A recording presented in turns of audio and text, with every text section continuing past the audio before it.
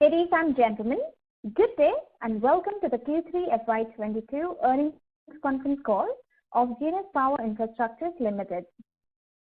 This conference call may contain forward-looking statements about the company which are based on the beliefs, opinions and expectations of the company as on date of this call. These statements are not the guarantees of future performance and involve risks and uncertainties that are difficult to predict. As a reminder, all participant lines will be in the listen-only mode, and there will be an opportunity for you to ask questions after the presentation concludes. Should you need assistance during this conference call, please signal an operator by pressing star then 0 on your touchtone phone. Please note that this conference is being recorded. I now hand the conference over to Mr. Kailash Agarwal, Vice Chairman of Genus Power Infrastructures Limited. Thank you, and over to you, Mr. Agarwal. Thank you. Good evening, ladies and gentlemen. A very warm welcome to Q3 FY22 earnings calls of Genus Power. Along with me on this call is Mr. Jitendra Agrawal, who is the Managing Director of the company, and SGA, our Investor Relation Advisors. The result and investor presentation are uploaded on the stock exchange and company website, and I hope that you all must have got a chance to see it.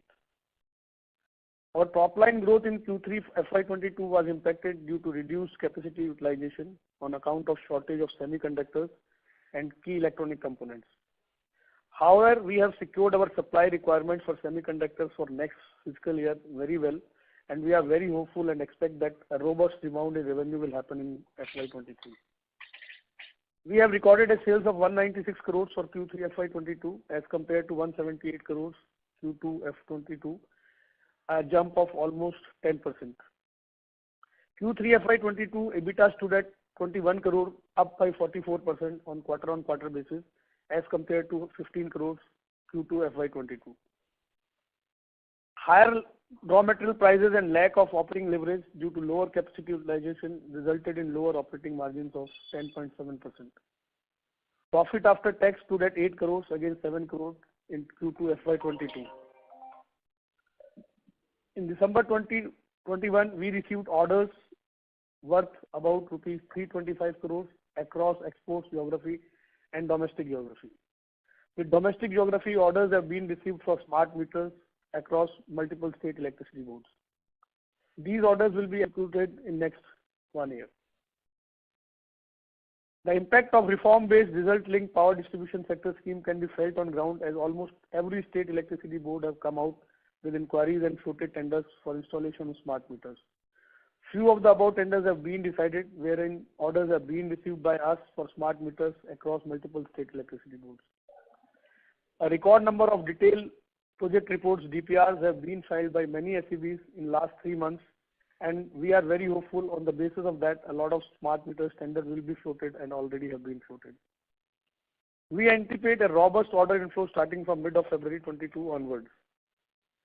As on 31st December 2021, our order book stood at rupees 1163 crores net of taxes, which gives us a healthy visibility for growth over next 3 to 4 quarters. I now open the line for question and answers. Please, we are ready to take the questions. Thank you very much. We will now begin the question and answer session. Anyone who wishes to ask a question may press star and 1 on the touchtone telephone. If you wish to remove yourself from the question queue, you may press star and 2. Participants are requested to use handsets while asking your question. Anyone who would like to ask a question, please press star and 1 at this time. Ladies and gentlemen, we will wait for a moment while the question queue assembles.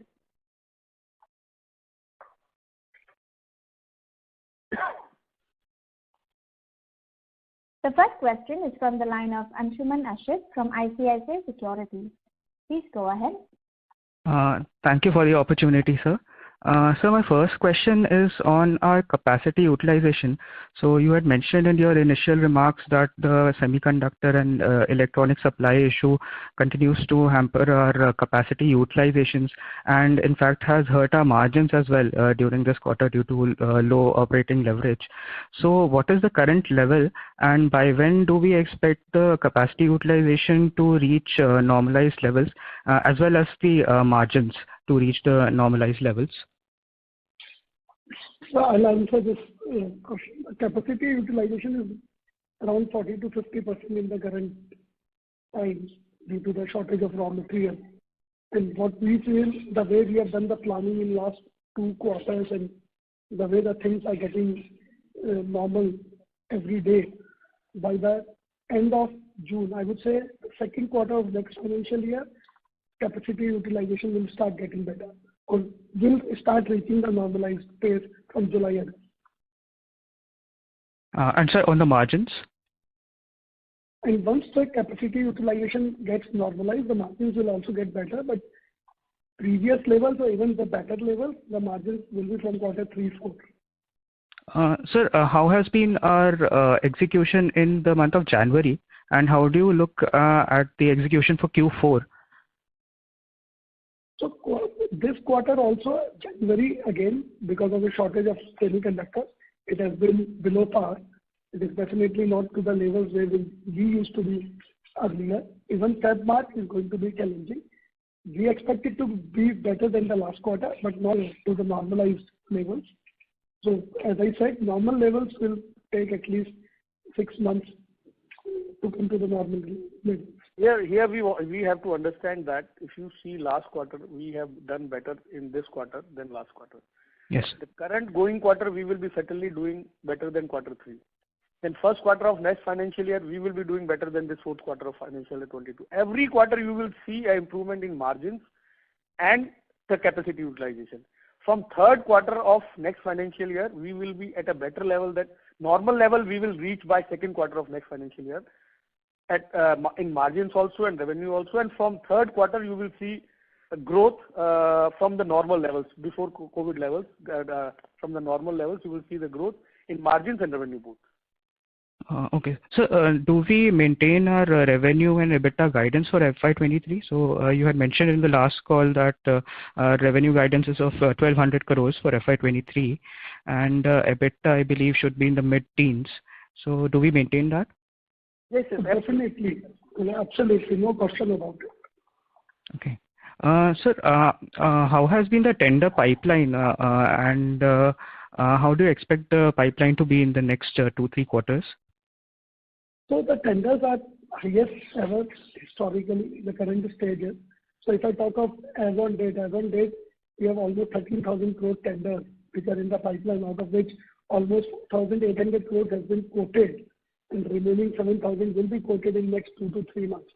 And even the order pipeline, if you see the industry wide, like we got some orders from Jharkhand, from some private utilities, from CESC, and we got some good order booking in last quarter, and this quarter also order booking will have some good numbers.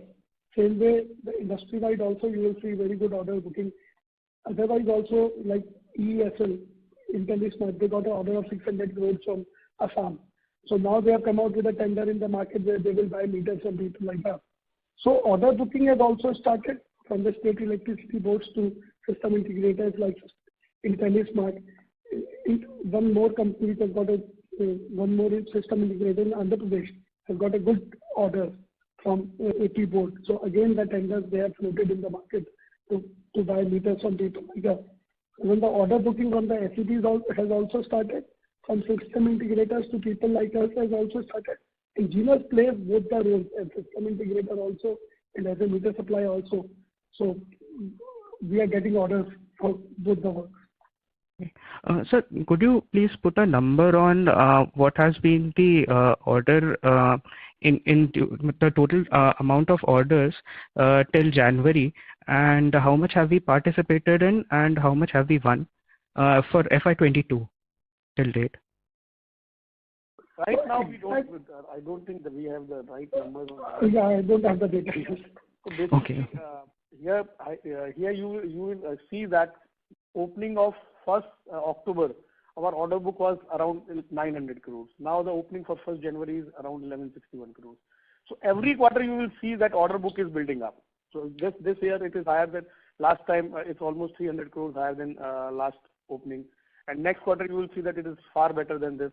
And order has started coming in the market. They basically say Genus has not got order, but the orders have come in the market. Like ESL has got an order from Assam. Like one system integrator has got order from AP.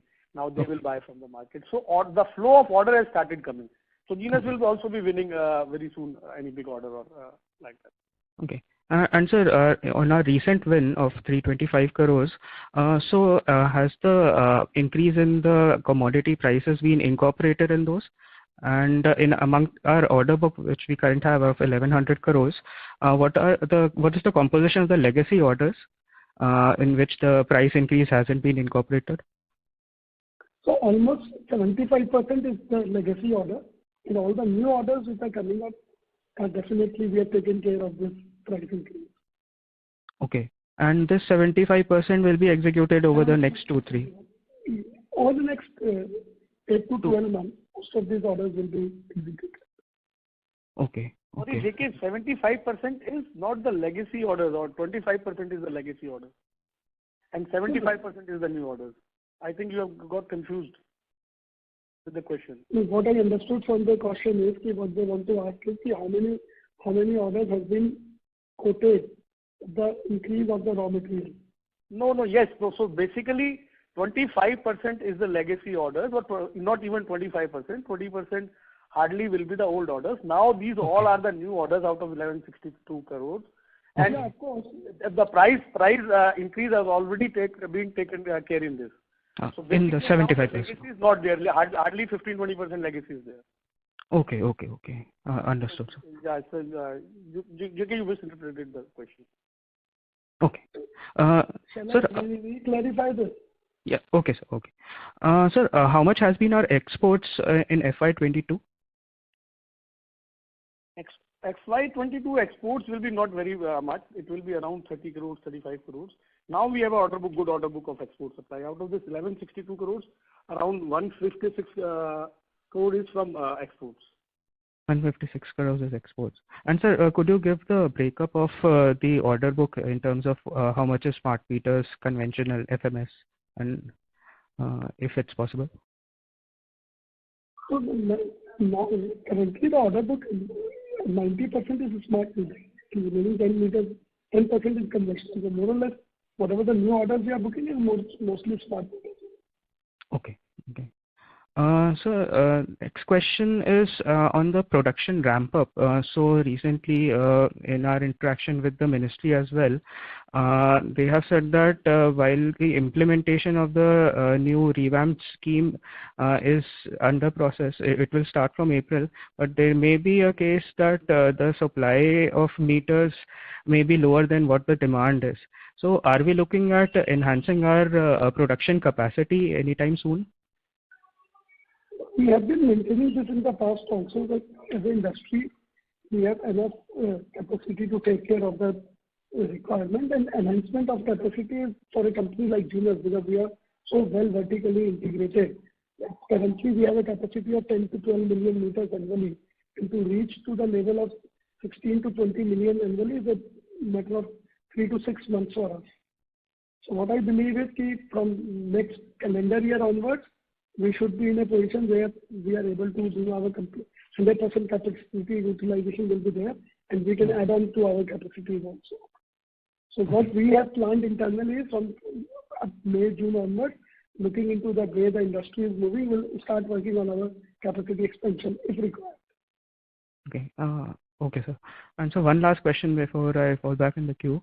Sir, on the SBD which has been recently released, so could you just highlight what are the key differences in this SBD compared to the tenders which have been floated earlier, and how has been the response from the states in terms of adoption of this SBD, and has there been any recent tenders which have adopted this SBD, incorporated this SBD in the tender?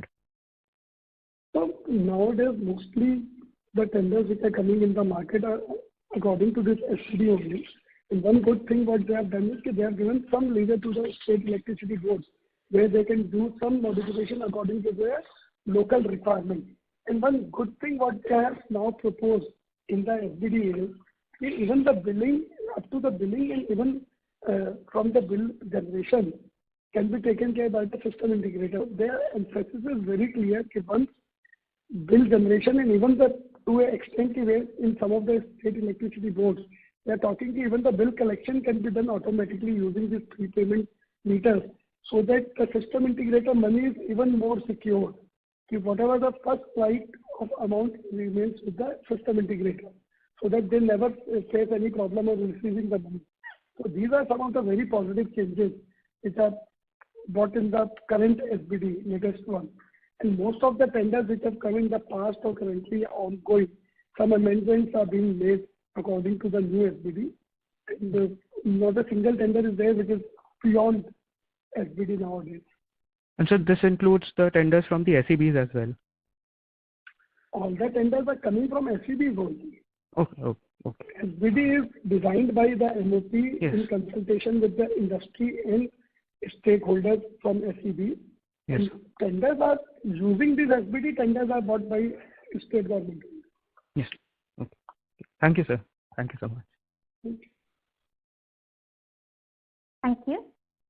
The next question is from the line of Mohit Kumar from GAM Capital. Please go ahead.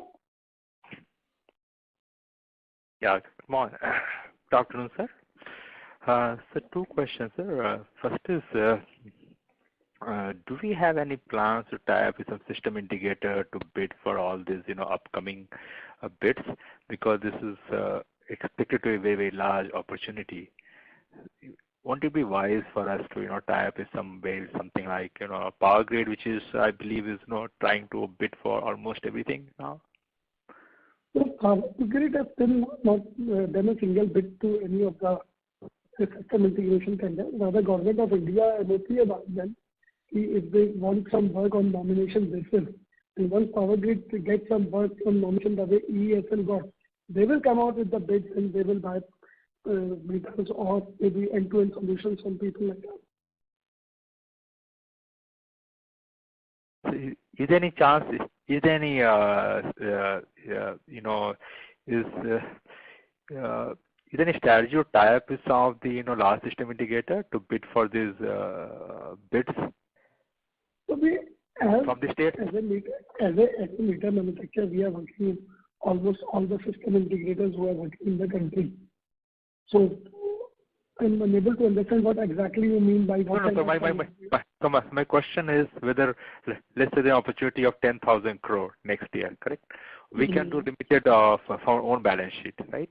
So part of so maybe somewhere we will participate through our own, somewhere participate through a system integrator. I'm just trying to figure out, is there any way to tie up with the system integrator before the bidding? Currently, we are doing the same strategy only according to the bid, according to our need of the bid. We are making the participation. Like in Andhra, the system integrator, we are working with the system integrator. We were very clear that we are not quoting directly. In Assam, we quoted directly also, and EESL also quoted, and we are using our meters in the bid. So all kind of strategies are being worked out in the market. It's a very and Genus has a very flexible approach. We are working with system integrators as their suppliers also, and we are also doing some of the projects directly. What is the appetite for doing the system integration work in terms of amount which you can do in a year? Whatever we can do directly, rest we will go for system integration. Sometimes figure out is there any capital allocation strategy? Saying that, we have to take on our balance sheet. So obviously we will not be taking too much of leverages on our balance sheet. So remaining will be surely for the system integrators where we will be supplying the meters. And so how is the competition in the system? Has it increased? Is it increasing given the expected large opportunity? Of course, it has not materialized as of now, but FY23 could be a very, very big year for the entire industry. Competition will always be there. It is there. But the important part is how well you are prepared for the competition. And fortunately, Genus is sitting on the sweet spot where they are preparing themselves, they have prepared themselves, and they are very well prepared to take onslaught of any kind of competition. And so out of 5,000, 6,000 rupees per meter, what portion of raw material is getting imported for us? So the imported raw material, what do you mean by again?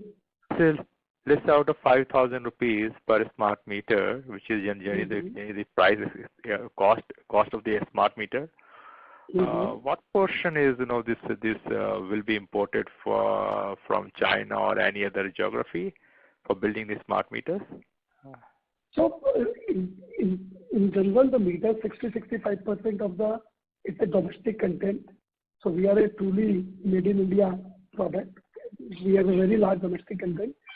International component is to the tune of 25 to 30%. Sometimes it goes up to 35%, not more than that. 60% is the raw material cost. You can take it like this, that 60% is the raw material cost. And of that 60%, 30-35% is the imported cost. And is there any PLI scheme in the offering for smart metering, sir? Is there any talk of, No, there's no talk about it. Okay, understood, sir. Thank you and all the best, sir. Thank you. Thank you. Ladies and gentlemen, you may press star and 1 to ask a question. The next question is from the line of Shantanu Chatterjee from Mount Intra Finance. Please go ahead. Good afternoon, sir, and thank you very much for this opportunity. So my first question is, what are the steps we are taking to negate the effect of raw material price rise if it is carries on like this? If there is any kind of possibilities to introduce price escalation clause in the new contracts? No, there is absolutely no possibility.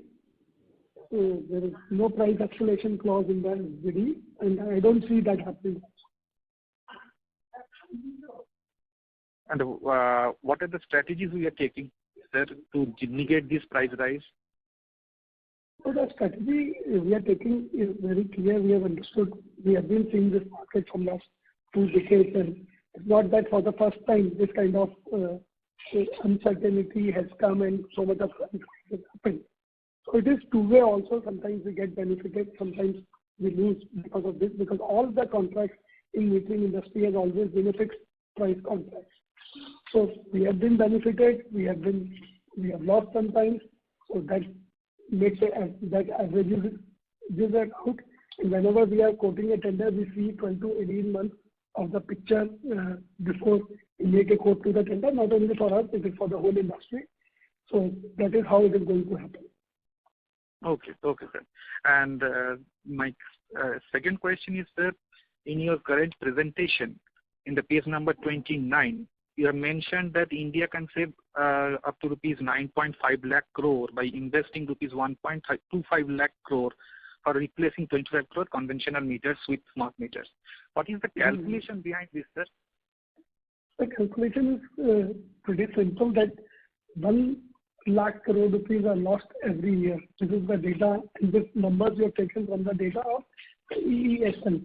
So because they have done the whole study, and along with them as an industry, we have also done that study. Every year we are losing 1 lakh crore rupees in the name of theft in the country, which will be significantly lower once use of smart meters is into play. And the life of all these projects are minimum 10 to 11 years. The life of a smart meter is minimum 10 to 11 years. This is how we have calculated, and plus the consumption of energy is increasing every year by 8 to 12%. So these are the 3 broad numbers which are taken into consideration while making this calculation of numbers. Okay, sir. Thanks a lot, sir. Thank you. Thank you. The next question is from the line of Suresh Navandhar from Sampada Investments. Please go ahead. Hi, sir. Good afternoon. So my question was on our order book. Out of the total order book of right now, 1,100 crores around, how much of it is on the OPEX model and how much of it is on the TOTEX model? So currently our order book is all TOTEX. Primarily CapEx, not even total. Okay. So we are just supplying. Now we have not taken any OpEx orders. Okay. Some of the orders has FMS built into this, but mostly they are all CapEx orders. Okay. And second question is on the raw material prices. Let's say tomorrow if raw material prices go down, we will get the extra benefit of it, right? Because right now we are bid on the higher raw material prices, and tomorrow prices go down, then we'll get the extra benefit right on it. Yes, because these are fixed term contracts. We lose, we gain. Okay. Thank you, sir. All the best. Thank you. The next question is from the line of Rajiv Rupani, an individual investor. Please go ahead. Good afternoon, sir. I had a question. See, in the month of May, you had told that the order book is 931 crores, and now our order book is 1163 crores. So basically, it is increased only by 230 crores. And that time, you had informed us that 7,000 crore tenders will be decided in the next 35-40 days, and tenders worth 10,000 crores will be decided in 6 months. So, I mean, are those tenders not decided yet, or what? Most of the tenders are not decided yet. There have been multiple reasons to this, and of course, COVID again added to the agony, which is very unfortunate. So none of the tenders, two good things what we have to understand. None of the tenders has been scrapped. Customer is also very clear that they have to go for these meters. Smart meters decision has started ramping up. So whatever currently the order book Genus has majorly, not only Genus, all other smart electricity metering companies, most of them, the order booking is of the smart meters, because most of the electricity boards are now deciding on the smart meters. Most of them have stopped or reduced their buying of conventional meters. All the budgets they are making are according to the smart meters purchase only. All the tenders which are coming up, which are being quoted or will be quoted in next 30 to 60 days or 90 days, they are all mostly smart metering tenders. So good part is none of those tenders are scrapped or anything like that has happened. But yes, things have got slow, unfortunately, because initially the DPR dates were to be till October. Government extended it till December because most of the electricity boards wanted extension. Most of the DPRs have been submitted, but the onslaught from December, January again slowed down things at the SED level. These are all unfortunate facts, but I think things will get normalized within Feb itself. Most of the state electricity boards are fully operational, so we don't see any much problem of COVID also in our. So Feb, March onwards, a lot of these decisions will start happening. Okay, and I had a follow-up question. You had informed us in last Concall that by 31st October, state government have to respond to the central government regarding smart meters. So could we have an update on that, please? So by 31st October, the DPRs were to be submitted, which are extended up to 31st December. Almost all the states we named, Maharashtra, Rajasthan, Telangana, almost everybody, Tamil Nadu, Kerala, there's not a single state which is not giving DPR. They have their own queries. Again, some meetings happened between MOP and the state electricity board, individual SEBs. A lot of meetings are going on decision of these RDSS SBDs. So things are in the right direction. This is what I can say currently. And a lot of tenders are being out in the market. Okay, and my last question is regarding gas meters. In the press release, you have mentioned that you have received orders for gas meters. So could we have an update on that? Yes, gas meters also is taking a very good traction. And I'm pretty hopeful that next financial year our gas meter business will also see a significant jump and it will show some good numbers. We recently got orders of gas meters from 2-3 different utilities, which is a very good sign.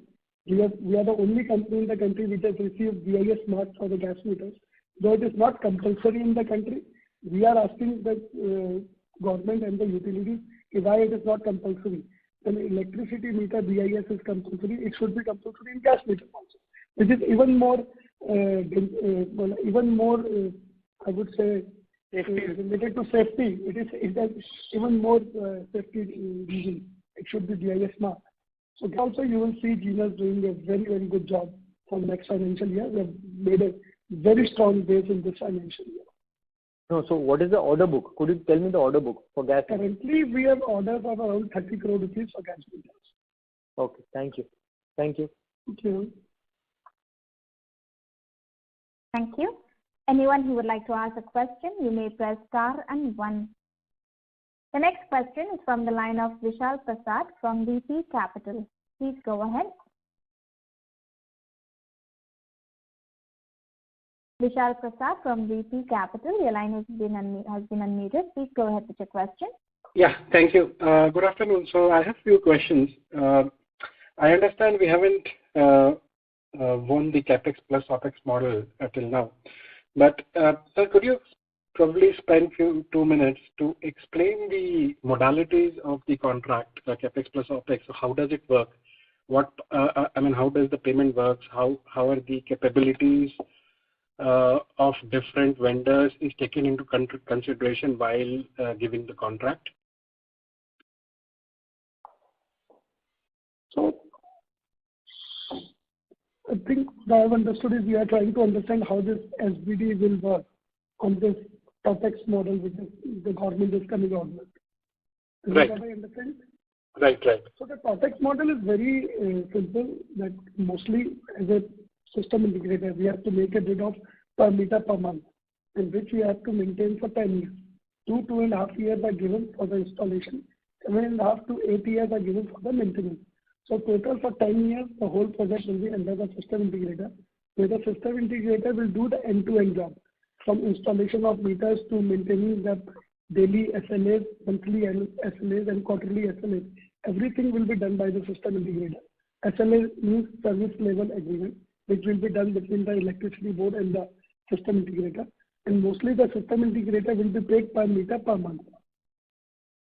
So this is how this whole system will work, and from not only the meter reading, billing, and in some cases they are even talking of collection. And everything online, prepaid meters, even the collection mechanism, everything is maintained by the system integrator.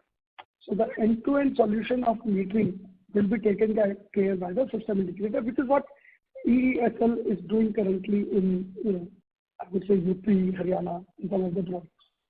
So this is how this whole system is going to work. Okay. So, based on the last few calls that we have done, so I understand there are 3 parts to the CapEx plus OpEx model. One would be the meter price, second would be the service part, and last would be the software. So for a typical contract where we have 8 years of services, so how would be the pricing divided? What part will go to the meter cost, what will go to the software, and what would go to the services cost, yearly services cost? So how you will have to divide it is, I'll just give you very quickly. So the meter and the software, we will say these are your immediate CapEx cost. And then it is the maintenance for next, then it is installation, then it is the maintenance. And mostly it is every maintenance is going to happen online, because these are all online meters where you will have to maintain them. So if you will divide them as a CapEx to any system integrator, 50-60% of the money will go in the meter and the software initially, and then remaining 40% will be on the OpEx over the period of 7 to 8 years. Okay. Everything else will be covered. So 60% is still the installation of the meter, you can say like that, and 40% is then the services that has to happen for the 8 years. Okay, so generally, based on our experience, I understand smart meter is not that old, but what would be the expected life of a smart meter? Minimum 10 years. Okay, so we should be able to... All these projects are 10 years projects, so the life has to be 10 years. Okay, so if anything goes wrong within those 10 years, we have to replace the meters. Of course. If anything goes wrong, we have to replace the meter. Okay. And you talked about our model where we are, in some of the contracts, we are trying to become the system integrators, and in other places we are trying to partner with some other system integrator and bid for the contracts. So I mean, internally we would be having some criteria based on which we decide, okay, these are the contracts where we will become the system integrator. So could you elaborate on those criteria which help us decide us becoming the SI for a particular contract? So the biggest criteria what we have internally is the situation of that electricity board. And since we are deep rooted into electricity boards in the area, because we have been working in this from last 2 decades, so that becomes a very important criteria for us to decide. In this, we are going as a system integrator. No, here we will not focus as a system integrator. We will only go as a data supplier. Okay, so irrespective of the payment from the electricity board to the SI, our payments are secured by the SI, is it? I mean, if we are partnering with somebody else? In the SBD, payment is absolutely secured to the system integrator also. Unless he is not doing his work correctly, if he is not meeting even the 95% SLA, this is the problem of the system integrator. Otherwise, the money is fully secured to the system integrator also. Okay. So typically these electricity boards, so I mean, I understand there would be multiple SIs who would be bidding for each of the contracts. So what are the criteria that they use to select the SI? I mean, is it totally based on the lowest pricing, or is there something else? There's a full technical qualification document, sir. Every tender comes out with a huge technical qualification criteria, and only once you qualify in the technical qualification criteria and you commercially satisfy all the conditions, then only the price bid is open. Right. I mean, with the tender and your price bid will get opened. No, yeah, sure. So my understanding would be there would be, I mean, more than one SI who will qualify through all the technical requirements. So let's say there are 3 or 4 who qualify. So the final decision is based on lowest cost, or is there something else? Yeah, final decision is lowest cost.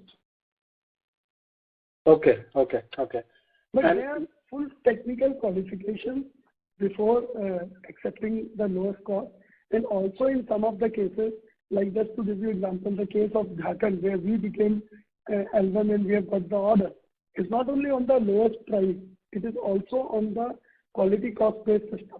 So in a lot of tenders now, QCPS is also getting, is also coming in the tender as a criteria, which is very good for companies. Okay. Last question, sir. So if we have to compare our meter and our capabilities in software with our competitors, so let's say, for example, L&T sold it to one of the multinationals. So could you elaborate on what are the advantages that we have with respect to our multinational competitors, and what are the areas where we are lacking and we will still have to catch up? Currently, Genus is the only company which is providing end-to-end solutions. I don't say the others are not capable of providing that, but they are still little behind us in providing end-to-end solutions in the current state of affairs. And we are probably the only company which is working in all the communication sphere as a company, and we are. So I think technically, if you want to compare with Schneider, we are much more vertically integrated in comparison to Schneider. I don't say that these are not good companies. They are all very good companies in good competition. But currently, when it comes to smart meters, we have little edge over there. Okay. Thank you, sir. Thank you. Thank you. Anyone who would like to ask a question, you may press star and 1. The next question is from the line of Nikhil Jain from Galaxy International. Please go ahead. Yeah, thank you for the opportunity. I just wanted to ask, so the software part of the solution on the OPEX model, we do it in-house or we take it from somebody else and we procure it? So currently, we have both the strategies. We are doing some work in-house also, and we are also outsourcing some of the work. So both strategies are being worked out currently. Okay. So which is the one that we are preferring? So our software solution is also, let's say, approved and can be used, or? because if ours is approved, then why are we actually taking from outside software solution? So it's not that the only one kind of software or one kind of solution is required. So it is the multiple solutions which are required. And in some of the places we are using our own solution. In some of the places we are using the solution as demanded by the customer. So both strategies are being worked out. We have our vendor base also, and we use our own product also. Okay. And second thing is that in one of the earlier calls, you suggested that there are something like 90 to 100 people who are working in the R&D side, who are working in doing the development work for the smart meter. So if you can just give a little more idea about what they actually do and what's the value add that is coming in from there. How is it different from, let's say, a commodity kind of a product, right, that's available off the shelf? So based on the work that the team is doing. So if you can just give some perspective, that would be very helpful. Thank you.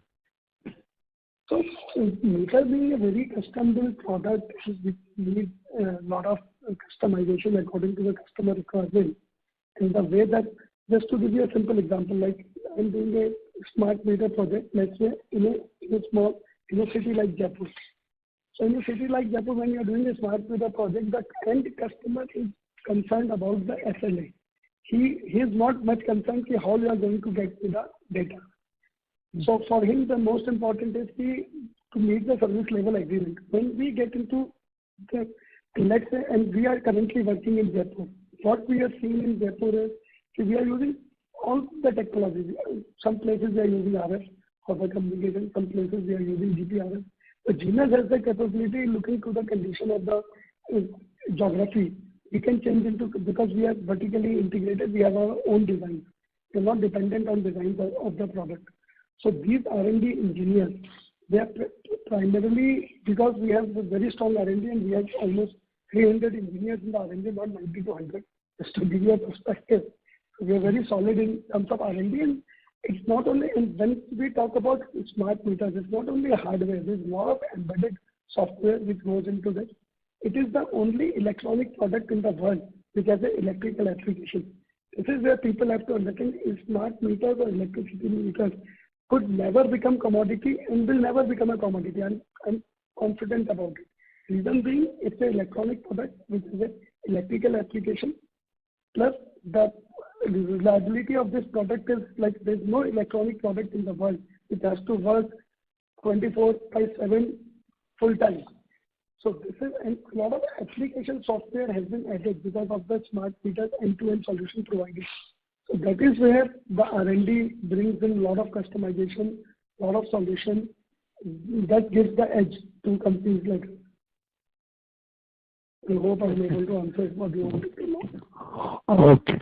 Yeah, that's helpful. Thank you. So just if I can just squeeze in the last one. So basically, I just wanted to understand. So when we reach, let's say, the full capacity utilization, let's say 100% by Q3 of the next financial year. So, and given that our now the order book is tilted towards a smart meter, 90% smart meters or 85%. So what would be, let's say, a margins TOTEX model on a, let's say, some guidance on the margins when we reach a high capacity and through smart meter, because I presume that the smart meters will have much better contribution margin as compared to the earlier conventional meters. Yeah. First of all, I would like to clear that that's not 100% capacity utilization. Earlier also, we are saying that from third, fourth quarter, we will be reaching to a pre-COVID levels. That was 55-60% utilization. So once we will reach to 100% utilization, our turnover will be more than 2,000 crores. So basically, that you have to understand. JK, now you can continue. Yeah. So by Q3 and 4, once we reach the normal level of our capacity, what was pre-COVID level. So from Q3, Q4, we expect our EBITDA to be in the range of 16 to 18%. It will be pre-COVID levels or even better. Yeah. So I was just presuming that it should be better than what it was earlier, because the component, or let's say the percentage of smart meters has gone up in the overall order book, and hopefully the pricing will and the price of the raw materials and all will also come down, so that will not have an impact and can increase that. Even I'm very hopeful it should be better. The effect of any price down of raw materials. So there will be, secondly, if there will be a price down, we will be getting more better margins. Advantage of it. Yeah. Sure. Okay. Thank you. Thank you. The next question is from the line of Anshuman Ashit from ICICI Securities.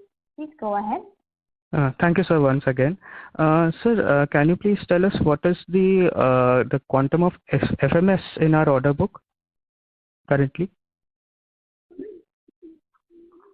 Often I don't have the numbers. I can send it to you. Okay. Okay. After the call, SGA will send it to you. That's not a problem. Okay, sir. And sir, we have received the order from NCLT regarding our restructuring process. So could you please give some details on where the process currently stands at, and by when do we expect the whole process to be completed and the other entity to be listed, Genus, the other entity? The shareholders meeting has been called, that is in the end of the February. So once that approval will come, then we will file the second motion in the NCLT, and I think after filing the second motion, NCLT might take 2 to 3 months. So I'm very hopeful that first quarter of next financial year we will be over with the process. Okay. Okay. Thank you, sir. Thank you so much. Thank you. The next question is from the line of Vidhi Kothari from Kothari Securities. Please go ahead. Yeah, thank you for the opportunity, sir. I had a couple of questions. So the first question is that how much order inflow can we expect in quarter 4 of FY22 and FY23? Quarter 4. Quarter 4 of this financial, the current quarter. Quarter 4 of this financial year and FY23, financial year 2023. So order inflow in this quarter, in terms of numbers, maybe it's very difficult for me to comment right now because a lot of tenders are in the pipeline. They may get decided in next 15 to 30 days because sometimes because of the March and they do spill over to April, May. So exact numbers is very difficult to be that. So I don't want to state any number because I'm not 100% sure. Okay, sir. So my next question was on the smart meters. Our smart meters are likely to constitute how much share in our order inflows going forward? Going forward, the smart meters are going to be 85 to 90% in the order inflow. Okay. And sir, you have mentioned of much improved performance in FY23. So how much top line growth and operating margins can we expect in the next financial year? So next financial year, as we said earlier also, we are sure of touching 1,200. This is the guidance we gave last time also, and we maintain the same guidance. That 1,200 plus we expect to do in next financial year with a EBITDA of pre-COVID levels. 16% to 17%. Okay, thank you, sir. That was useful. Thank you. The next question is from the line of Isha Savla from Arya Securities. I can take the last question, please. Okay, sir. We'll take one last question, which is from the line of Isha Savla from Arya Securities. Please go ahead. Thank you for the opportunity, sir. Sir, could you please provide an overview of the current status of Indian metering industry implementation roadmap of new distribution reform scheme and how you see the industry evolving over next 1 to 2 years? So the overview is simple that the industry is evolving depending from conventional meters, electronic digital meters to smart meters. And government mandate is very clear and most of the state electricity boards mandate is very clear that yes, smart meters has a big benefit to their revenues and in future we are going to go about that. And government of India has also given a lot of incentives to the state electricity boards for implementing smart meters. So the future is very clear that most of the metering in the country is going to be smart metering only. And an ambitious plan of government. They are ambitious of changing 250 million meters in the next 4 years, but yes, definitely won't happen in 4 years. It's not easy, but we have 6 to 7 years. This will surely happen. This is the clear mandate, and this is visible also. And industry is pretty well geared up. So the industry is geared up, the stakeholders are geared up. So future looks to be very good. Okay, sir. Good to know that. Sir, as you have mentioned that there will be multiple jump in the Indian metering industry, can you provide a ballpark figure of annual revenue size of the industry? So currently our industry hovers around 3,000 to 3,500 crores, mostly if you see last 4-5 financial years. So this industry size will definitely, I am confident that this will go up by 2 to 3 times at least. Okay, sir. That was helpful. Sir, going forward, can we expect the company to maintain its current 25% market share post the multiple jump in the size of the industry? To be very frank, we are very confident. This is the way we are working internally. We have our target that whatever the conventional meters, Genus has the largest installed base of conventional meters in the country. And internally, we have our target that not a single meter should be, a Genus meter should be changed to a Genus smart meter. So I'm pretty confident that yes, we'll be able to maintain our market share in the times to come. Okay, good to know that. So I have just one last question. That what impact will the new distribution reform scheme will have on our operating margins and on our working capital cycle? Can we expect much improved performance on both the fronts? Can you shed some light on the same? So as Genus, once we start supplying to system integrators, definitely our payment situation improves, working capital improves, because most of the system integrators you supply with a very secured payment terms. Same way, once as Genus, we are becoming system integrator also in some of the projects. The payment terms of the government is pretty secured. So working capital requirement in terms of numbers will surely increase because your business is also increasing, but in terms of number of days, it will surely increase.